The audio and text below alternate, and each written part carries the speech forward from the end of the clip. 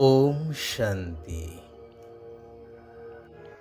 ज्ञानर सागर परमात्मा पिता निराकार शिव भगवानंकर ज्ञानवान आत्मिक संतान मानंकु संगम जुगर शुभ बेलारे शुभ अभिनंदन शुभेच्छा सुस्वागतम सुप्रभात। शिक्षा ही जीवन को आलोकवर्तिका देखई थाए यह आमे समस्ते जानिछे। प्राचीन वैदिक जुगरे गुरुकुल रे रही शिक्षा ग्रहण करिवार परंपरा रहिथिला। साधारण विद्यार्थी हेई थांतु बा राज परिवारर विद्यार्थी होई थांतु, पुणी समस्तंकु गुरुकुलर नियम कानून मानि चलिवार विधि रहिथिला। गुरुकुल रे समस्त ज्ञान सहित सामाजिक ज्ञान, सांसारिक ज्ञान, नीति, आदर्श आदि प्रदान करा जाउथिला। मुख्यतः श्रृंखला ज्ञान उपरे विशेष गुरुत्व दिया जाउथिला, जेउ कारणरू समाज रे शांति एवं आनंद प्रेम सबु किछि थिला। परस्पर स्नेह सद्भावनार सहित सामाजिक जीवन व्यतीत करुथिले समस्ते। मोटामोटी भावरे कुहा जाई पारे कि जनकु स्वयं संपूर्ण करिवा पई ज्ञानर भूमिका अत्यंत गुरुत्वपूर्ण अटे। ज्ञान द्वारा मनुष्य निजको मार्गदर्शन करैबा सहित अन्य मानकु मध्य उचित मार्ग रे परिचालित करिबा पई प्रेरणा पाई थाए। ज्ञान बिना जीवन पशुतुल्य कहिले अत्युक्ति हेब नाही। कथारे कहा जाए ना, अबुझा राजा को पाळबिंडा मंत्री। एही उक्तिटी मध्य वास्तविक अटे। कथाटिए कहूछि जेउथिरु यह स्पष्ट होइजिवो। थरे जणे राजा जिए कि निज राज्यर मातृभाषा विषय रे अनभिज्ञ थिले, गुप्तचरंक ठारू खबर पाइले कि राज्य रे प्रजा शोषणर शिकार हेउछन्ति कर्मचारी मानक द्वारा। तेणु से मंत्रिमंडल रे कहिले कि मु सीधा सड़क प्रजांक पाखकु तांकर समस्या विषय रे बुझिबा पई चाहे। तेणु आसंता काली मु राज्य भ्रमण करिबी। मंत्री माने तो एही षडयंत्र रे मध्य थिले। यह सुनी मंत्री माने परस्पर भितरे आलोचना कले। सेमानंक भितरु बछा बछा मंत्री राजांक सहित बुली जिबा पई बाहरिले। राजांको देखि प्रजा माने कांदी कांदी सेमानंकर दुख जणाइले। राजा तो भाषा विषय रे अनभिज्ञ थिले।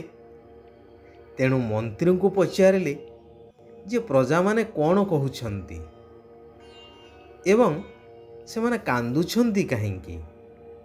मंत्री कहले, महाराज आपण हेउछंती प्रजावत्सल। तेणु राजकार्य रे रही आपण प्रजांक सहित सीधा सड़क मिसिबार सुजोग पाउनथिले।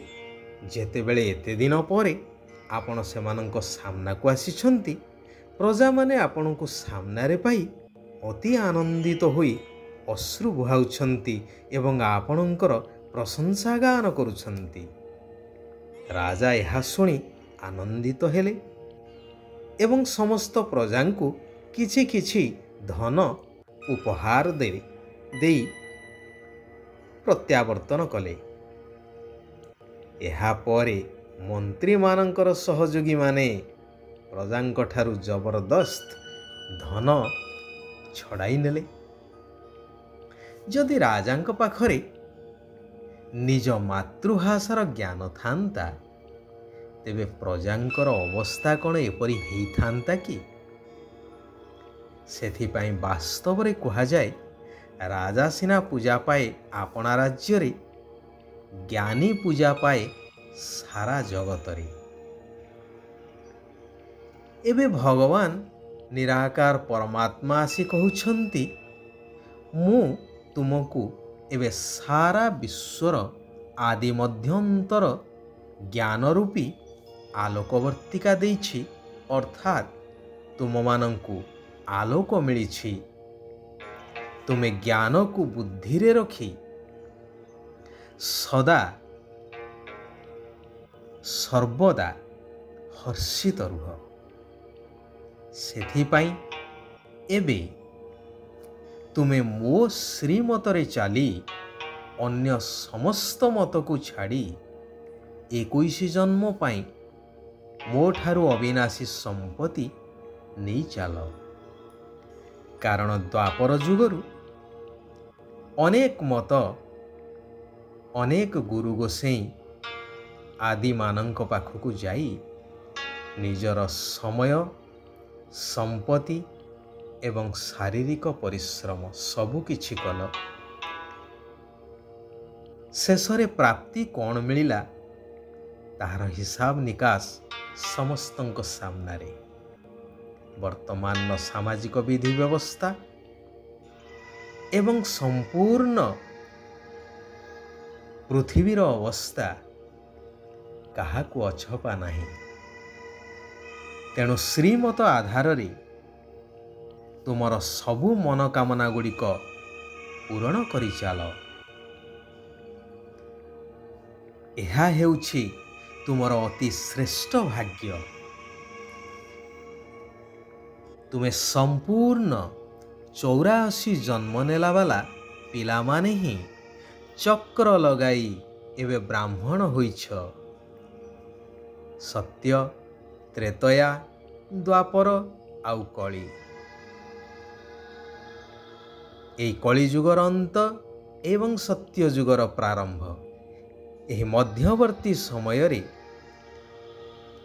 ଯାହାକୁ ସଙ୍ଗମ ଯୁଗ କୁହାଯାଏ, ଏହି ସମୟରେ ମୁଁ ନିରାକାର ସାକାର ପ୍ରଜାପିତା ବ୍ରହ୍ମାଙ୍କ ଶରୀରରେ ଆସି ତୁମକୁ ବ୍ରହ୍ମାମୁଖ ବଂଶାବଳୀ ସଚ୍ଚା ସଚ୍ଚା ବ୍ରାହ୍ମଣ କରୁଛି, ଯେଉଁମାନଙ୍କୁ ହିଁ ଦେବତା ହେବାକୁ ହିଁ ପଡ଼ିବ ଭବିଷ୍ୟତରେ। ତୁମର ଉଚ୍ଚ ଭାଗ୍ୟ ସେତେବେଳେ ହେଇଥାଏ ଯେତେବେଳେ ବୁଦ୍ଧି, ଯୋଗବଳ ଏବଂ ଜ୍ଞାନବଳ ଦ୍ୱାରା 5 ବିକାର ରୂପୀ ମାୟା ରାବଣ ଉପରେ ବିଜୟୀ ହୋଇଥାଅ। ତୁମର ବୁଦ୍ଧିରେ ଅଛି ଯେ ଆମେ ଶିବ ବାବାଙ୍କ ପାଖକୁ ଆସିଛୁ ନିଜର ଭାଗ୍ୟ ଗଢ଼ିବା ପାଇଁ, ଅର୍ଥାତ୍ ସତ୍ୟଯୁଗୀ ଦୈବୀ ପଦ ପ୍ରାପ୍ତ କରିବା ପାଇଁ। ତେଣୁ ପଦମାପଦମପତି ହେବାର ସତ୍ ରୋଜଗାର ଏବେ କରିବାକୁ ହିଁ ହେବ। ଏହା ହିଁ ରୋଜଗାର କରିବାର ସମୟ ଅଟେ, ଭବିଷ୍ୟ 21 ଜନ୍ମ ପାଇଁ। ତେଣୁ ପାଠ ପଢ଼ାରେ ସମୟର ବାହାନାବାଜି କରିବା ଉଚିତ ନୁହେଁ।